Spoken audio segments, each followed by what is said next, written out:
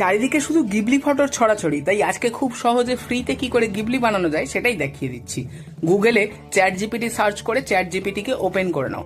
Chat GPT open করার পরে নিচে একদম প্লাস আইকন আছে, সেখানে টাচ করে আপলোড ফটোতে গিয়ে নিজের যেই ফটোটাকে গিবলি ফটো বানাতে চাও সেইটাকে কিন্তু সিলেক্ট করে ডান করে দিতে হবে। তাহলেই সেই ফটোটা দেখবে সার্চের অপশনে লোডিং হয়ে গেছে। আর লোডিং হয়ে যাওয়ার পরেই তার নিচে যেখানে আস্ক এনিথিং লেখা আছে সেখানে তোমাদেরকে একটা প্রম্পট লিখতে হবে। কি লিখবে? লিখবে make it Ghibli style studio. লিখে এটাকে ওকে করে দেবে বা আপলোড করে দেবে। আপলোড করার সাথে সাথে দেখবে তোমার ছবি যেটা গিবলি বানাতে চাও সেটা এখানে দেখতে পাবে, আর তার নিচেই লেখাটা থাকবে। আর তার নিচে দেখবে জেনারেটিং স্টার্টেড, মানে ফটো বানানো তৈরি হয়ে গেছে কিন্তু। আর কিছু সময়ের মধ্যেই তোমার ফটোটা গিবলি ফটোতে পরিবর্তন হয়ে যাবে।